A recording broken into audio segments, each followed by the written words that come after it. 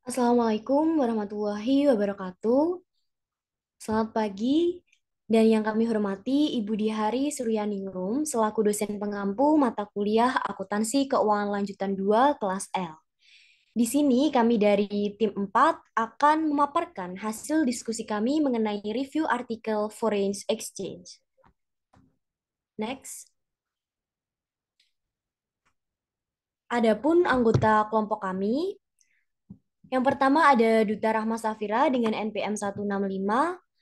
Lalu Khalifatul Rohmah S179, Nabilah Aribah Derajat 248, Fernanda Putri Jelita 275, dan dengan saya sendiri Kartika Taningrum dengan NPM 301.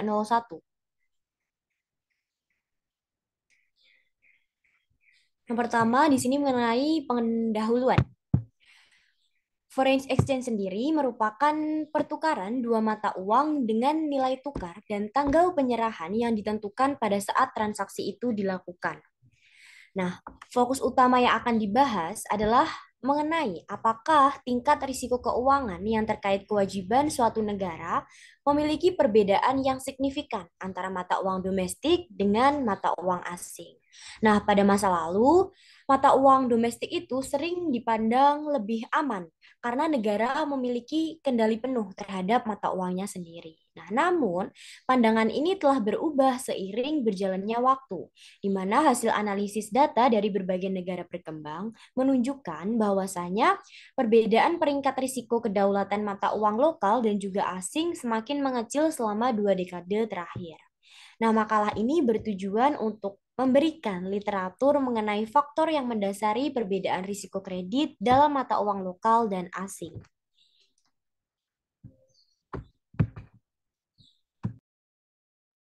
Selanjutnya yaitu apa yang memicu kesenjangan.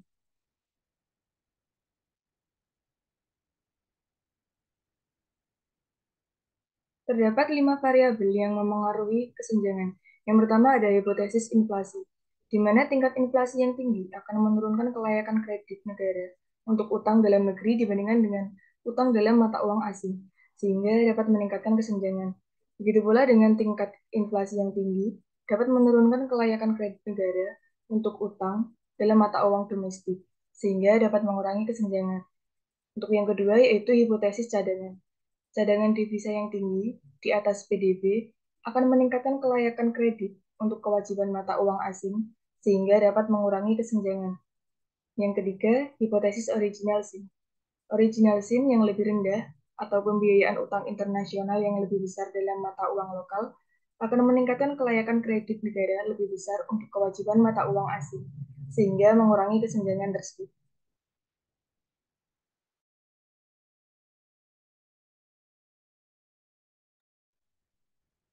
Selanjutnya yang keempat, hipotesis eksposur sektor perbankan.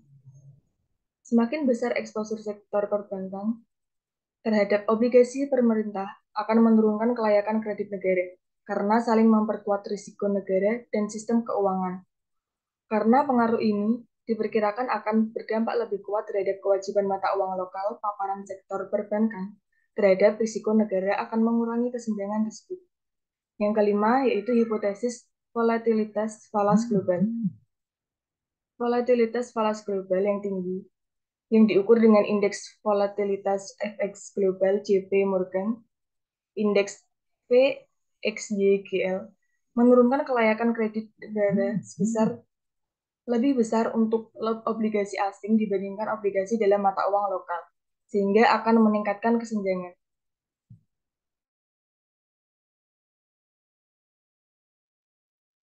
Selanjutnya adalah variabel kontrol.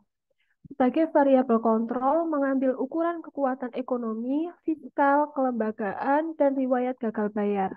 Variabel tersebut mencakup log GDP per kapita, utang publik atau GDP, bunga atau pendapatan, utang luar negeri jangka pendek terhadap GDP, rezim nilai tukar dan efektivitas pemerintah, serta volatilitas nilai tukar mata uang suatu negara.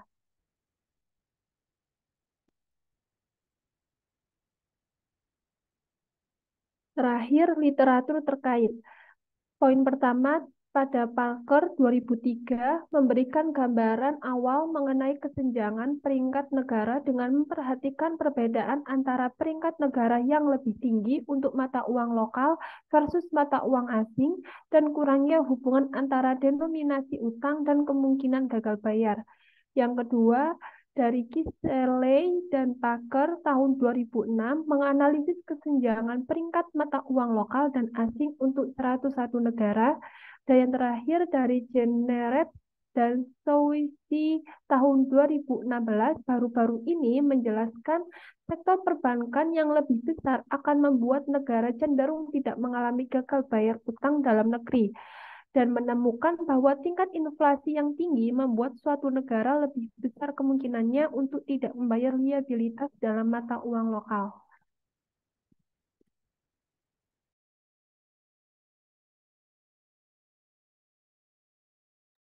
Ya, selanjutnya adalah data dan metodologi.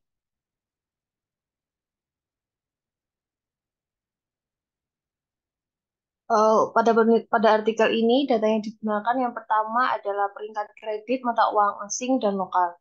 Untuk beberapa analisis kuantitatif, kami mentransformasikan data pemeringkatan dengan memanfaatkan metode estimasi faktor penentu peringkat negara. Untuk sebagian besar, yang diandalkan adalah urutan multinominal regresi logistik, di mana peringkat rata-rata diperlukan sebagai variabel dependen kualitatif. Meskipun nonlinearitas mungkin mencirikan hubungan tertentu antara indikator dan juga peringkat, pendekatan regresi linear alternatif telah membuahkan hasil. Peringkat negara dalam mata uang lokal merupakan produk yang relatif baru dari lembaga pemeringkatan utama. Kemudian sebagai uji sensitivitas lebih lanjut, kami menjalankan regresi linear di mana kesenjangan dihitung sebagai selisih antara nilai numerik peringkat mata uang lokal dan juga asing. Perbedaan antara peringkat mata uang lokal asing dan mata uang lokal dan asing ini untuk negara yang sama atau kesenjangan peringkat terus menurun selama periode sampel.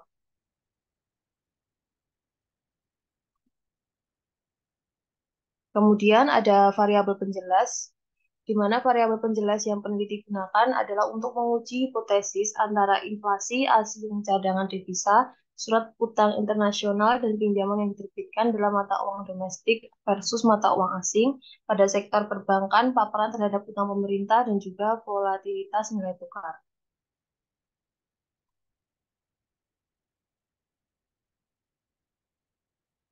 Kemudian yang selanjutnya adalah metodologi. Yang pertama, peneliti memperkirakan dua regresi masing-masing peringkat mata uang asing dan juga lokal pada serangkaian variabel penjelas yang sama dan juga membandingkan tanda, ukuran, dan signifikansi dari kedua regresi tersebut, serta koefisien yang sesuai. Nah, secara khusus peneliti menjalankan regresi logistik multinominal panel secara terpisah untuk peringkat mata uang asing dan juga lokal, di mana peneliti ini memperkirakan kemungkinan peringkat tersebut berada dalam salah satu dari 19 kategori yang telah dihitung. Peneliti menggunakan variabel yang terkait dengan hipotesis utama, yaitu X1 hipotesis serta variabel kontrol X1 kontrol. Kemudian peneliti menjalankan uji signifikansi statistik yang membandingkan antara tanda koefisien pada regresi peringkat mata uang lokal dan juga asing, sebagai pemeriksaan ketahanan lainnya, dan juga untuk melaporkan dalam lampiran hasil regresi OLS yang mana variabel penjelas ini sama digunakan untuk memperkirakan rata-rata nilai numerik peringkat yang dihitung berdasarkan transformasi linear.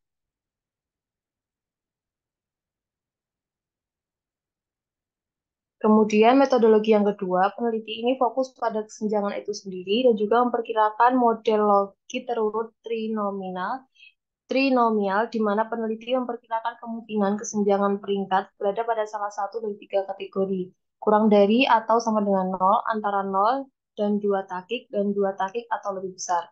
Meskipun pelaksanaan kedua ini memperhitungkan tingkat kesenjangan peringkat, namun hal ini tidak terlalu terperinci dibandingkan dengan logit multinomial sebelumnya.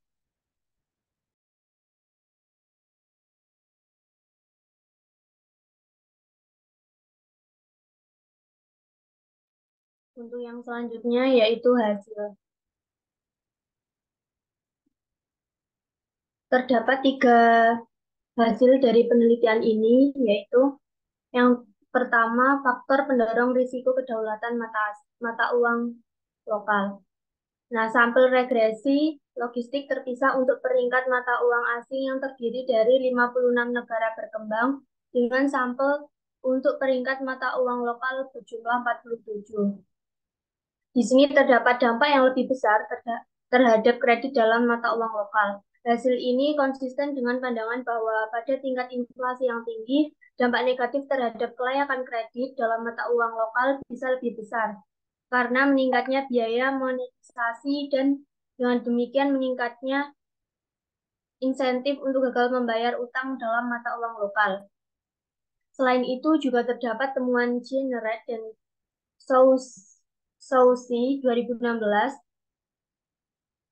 Nilai negatif ini menunjukkan adanya potensi jalur depresiasi nilai tukar yang akan merugikan kewajiban mata uang asing secara tidak proporsional serta potensi negara untuk melakukan inflasi untuk keluar dari mata uang lokal. Untuk perkiraan dari dampak ekonominya, mengacu pada koefisien spesifikasi OLS pada lampiran tabel 1, di mana peningkatan rasio cadangan devisa terhadap PDB sebesar 10 poin persentase yang akan menaikkan peringkat mata uang asing antara 0,2 dan 0,3 knots, sedangkan peringkat mata uang lokal sekitar 0,1 knots. Regresi OLS pada lampiran tabel 1 menunjukkan adanya penurunan sebesar 10 poin persentase pada awal yang setara dengan sekitar kenaikan peringkat mata uang asing sebesar 0,4 knots dibandingkan dengan kenaikan peringkat lokal sebesar 0,1 knots.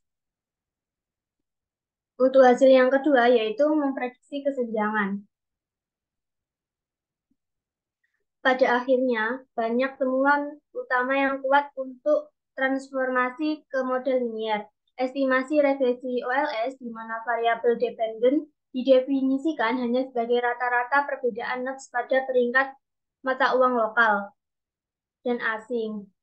Nah, ini melaporkan hasil yang sama, mendukung hipotesis mengenal cadangan H2 dan asal H3, exposure, serta perbankan H4 masih mempunyai tanda koefisien yang tepat dan saat ini sudah sangat signifikan. Sebaliknya, volatilitas nilai tukar HS ini tidak signifikan secara statistik meskipun koefisiennya sudah sesuai dengan perkiraan 39 sebaliknya. Hasil ini terhadap inflasi tidak terlalu kuat meskipun keberadaan rezim target inflasi dalam spesifikasi yang diperluas terus berkurang kesenjangannya. Nah, untuk hasil yang ketiga ini yaitu memperhitungkan penurunan dari kesenjangan. Penelitian ini berfokus pada cadangan devisa dan kesalahan asal. Dua variabel yang menurut analisis regresi dapat menyebabkan kesenjangan tersebut. Cadangan devisa meningkat selama sampel sementara ketergantungan pada utang mata uang asing telah menurun.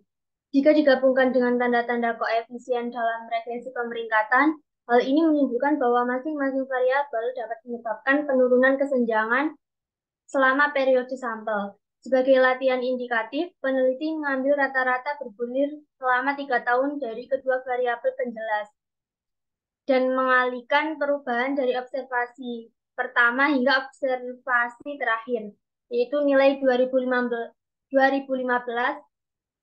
sampai nilai pada 1997 dengan koefisien yang berbeda untuk variabel-variabel dalam regresi OLS kesenjangan. Cadangan devisa yang rata-rata meningkat lebih dari 2 kali lipat persentase PDB selama periode sampel menonjol dalam hal pentingnya di antara variabel-variabel negara dalam menjelaskan penurunan kesenjangan selama seluruh periode sampel. Peningkatan cadangan devisa dalam sampel negara-negara berkembang selama periode tersebut setara dengan penurunan kesenjangan sebesar 0,3 knots. Dampak yang lebih kecil adalah berkurangnya asal yang sejalan dengan penurunan kesenjangan sekitar 0,2, sedikit kurang dari 1/4 knots. Latihan ini menunjukkan bahwa peningkatan cadangan devisa yang paling menyebabkan penurunan kesenjangan antara persepsi risiko utang mata uang asing dan lokal selama periode tersebut.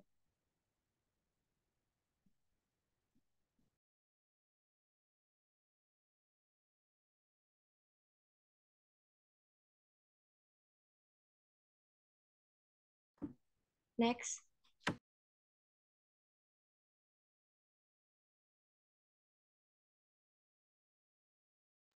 Ya, jadi kesimpulannya yaitu inflasi yang tinggi dapat menyebabkan kelayakan kredit relatif dari kewajiban mata uang lokal, namun hanya jika disertai dengan volatilitas yang tinggi pada nilai tukar negara tersebut. Nah, hasil penelitian itu menunjukkan bahwa konvergensi risiko mata uang asing dan lokal tidak bersifat permanen, dan perbedaan risiko tersebut mungkin akan menjadi semakin penting jika cadangan devisa menurun, pinjaman mata uang asing meningkat, dan juga volatilitas valuta asing global meningkat. Nah, itu tadi pemaparan diskusi dari kelompok kami, dan mohon maaf apabila masih terdapat kekurangan. Wassalamualaikum warahmatullahi wabarakatuh.